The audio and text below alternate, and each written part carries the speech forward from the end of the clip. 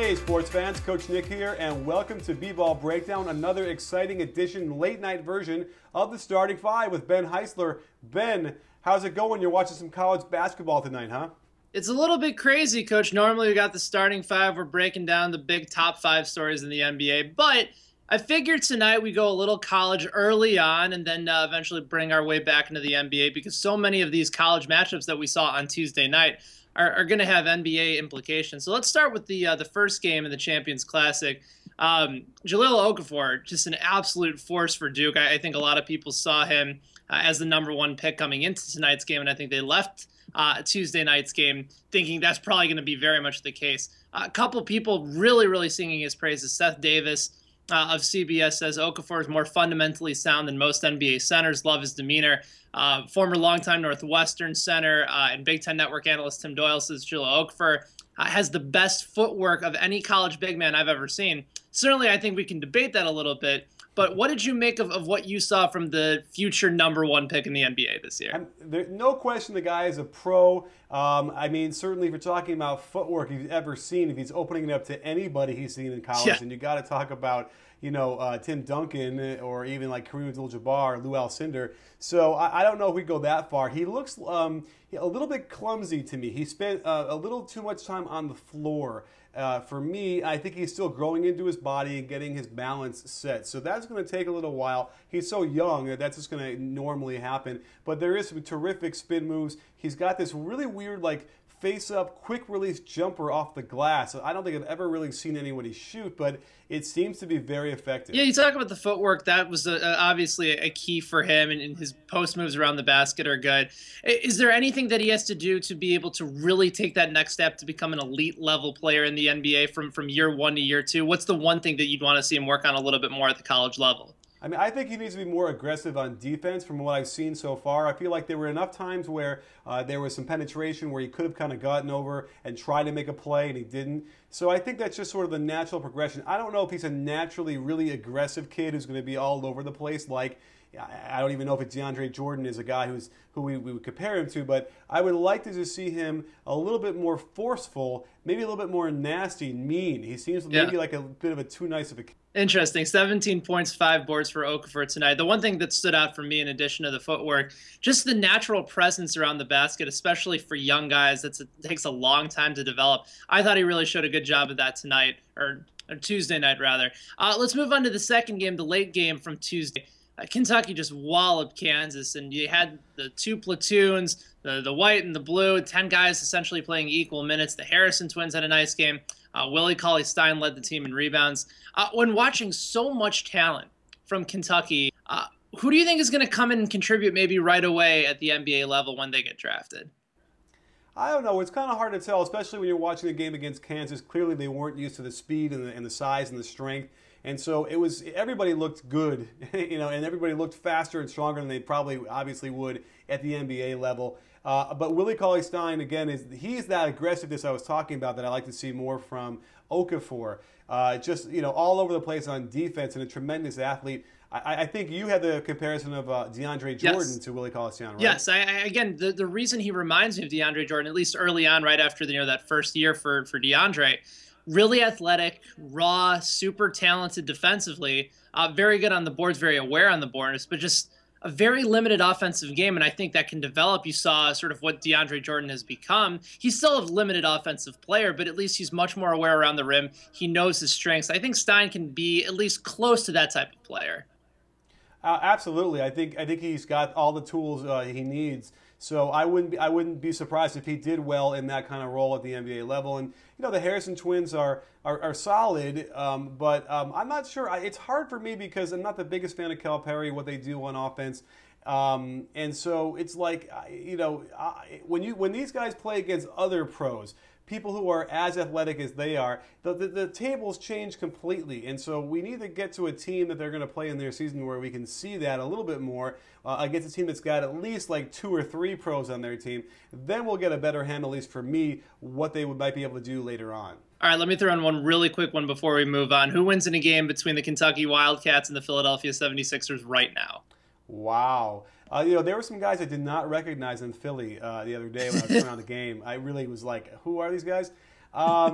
That's a really good question. I mean, I would still tend to favor the pros, no matter what, because even if you're talking about a guy like, who's been playing for 5, 6 years in the league, it's just a really big advantage, even if he's not that effective at the NBA level. But it would be a good game. I'd thoroughly enjoy it. I think it would be a lot of fun to watch as we go from the best team in college basketball to the worst team in the NBA, and now to the best team in the NBA, and that's the Memphis Grizzlies off a 119-93 win over Houston, which was trailing right behind them as far as the top spot in the NBA. Best record in the association. When you look at Memphis, Coach, do they have enough staying power to be the top dog in the West?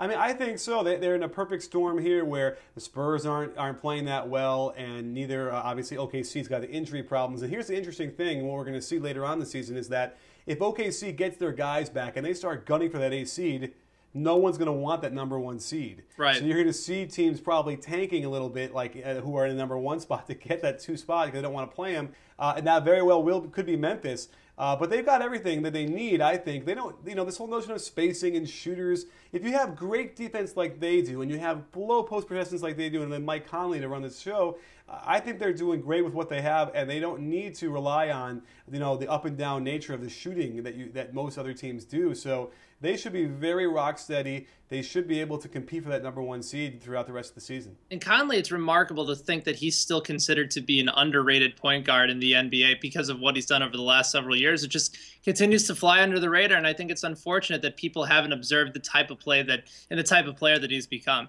Like you said, Memphis's defense has been spectacular. Offensive categories, well, they're 10th in offensive rating, they're 23rd in rebound percentage, 18th in assists per game.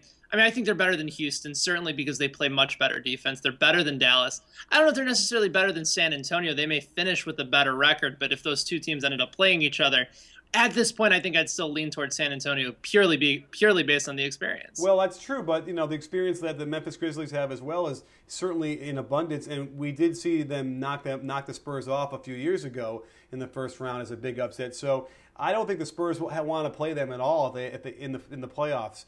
So it'll be really interesting to see, and I've always liked Mike Conley. I know I give him a little crap on Twitter about that right-handed floater he shoots, but other than that, yeah, the guy, we'll have to do a breakdown and get some love on him because more people deserve to know just how good he is. He's definitely in the top 4 in point guards. We're rolling along with the starting 5. He's Coach Nick. I'm Ben. Let's go to some of the biggest surprises that we've seen so far. Alex Kennedy over at Basketball Insiders did his 10 biggest surprises in the NBA so far. Notables on his list included Milwaukee's substantially improved defense, the play of Jimmy Butler, Reggie Jackson being able to somehow shoulder that type of load in Oklahoma City, and Cleveland just continuing to struggle on the defensive end.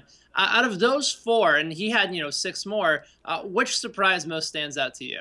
Oh, Jimmy Butler doesn't surprise me. I think it was just a matter of, getting back in the gym, getting healthy from last year, just working a little bit on his jump shot and his form, and he would be fine. So that doesn't surprise me. And, but I definitely think that something like Milwaukee's play is definitely surprising and a welcome surprise. It's fun to see a guy like Brandon Knight, who we focused on before the season started, doing well. And Jabari Parker seems like I've seen enough good plays so far that it looks like he's going to be real solid. And then Antetokounmpo has just been fantastic as well. Yep. It's up and down with those guys, but there's definitely a very bright future and a nice surprise. Brandon should be, I think, considered in the category, at least so far, of one of the most improved players in the league, and he's learned a great deal under Jason Kidd. I agree with you. I think it's Milwaukee. They're 6-5 on the season heading into Wednesday. Had the 29th ranked defense a season ago. Now they're giving up a little less than 95 points a game. I know it's still early, but they're holding teams to just 42% shooting, forcing almost 16 turnovers a game. I've really liked what I've seen out of the Milwaukee defense thus far. Yeah, it's really surprising. They look like a well-coached team. They do, and maybe Brooklyn's slightly regretting letting Jason Kidd go, but then again, well, it was bound to happen. Final one for you, Coach, here on the starting 5. A guy that we had hyped up a little bit last week, and that was Rudy Gay. Adrian Wojnarowski, per usual, the first to break the story, that he signed an extension for 3 years, $40 million. He's got that player option in the 3rd year. It actually allows Rudy Gay to hit the open market in 2017, which is a pretty nice timing considering that's when the new NBA $24 billion contract for the TV deal kicks in. I mean, he's done really well for Coach Malone since he's arrived. Are you a fan of this new deal for him? I think so. I think that they needed to be able to keep a bigger name like that in Sacramento and show that they can attract that kind of player and keep them. And, when I was watching what they were doing on offense with a lot more action, a lot more motion, some triangle stuff, some Princeton things and horns, once I started to see Rudy Gay getting weak side screens and coming around and attacking without having to dribble the ball as much, I knew that he was going to have a good year because he is so good at that, and he probably got away from that, in Memphis and then in Toronto. So this is a really good fit. I think that both the Kings and Rudy Gay like each other here. And they've also been a bit of a surprise. We left them off a surprise list, but certainly if they could have held on to those two 25-point leads that they had against some of the top teams, they would be a real big headline right now. And we talked about his ability playing with Isaiah Thomas last year, and then I was a little bit concerned how he would fare with Darren Collison, but his numbers have gone up. He's turned the ball over a little bit less. His shooting percentage has gone up as well. I really like Rudy Gay in Sacramento. I think playing with Cousins has been very helpful for him as well. This is a great deal all around for both him and for also the NBA. Absolutely. I'm looking forward to watching them progress, and I hope they can start hanging on to those wins, and we'll have a really nice, fun time. Because Sacramento, who knows, maybe they'll fill that 8 spot that's open up from OKC, and maybe the Spurs they're sort of going to make it, but if there's somebody who's going to drop, it might be OKC, and then who knows between Phoenix and Sacramento who's going to slide in there. Utah playing better, but not quite. So it'll be interesting to see what happens with that. And another great starting 5, Ben. Always fun, Coach, and we'll do it again next week. Looking forward to it. Absolutely. And don't forget, sports fans, at BBallBreakdown, we're not a channel, we're a conversation. You in? Are you in, Ben? I'm in, Coach.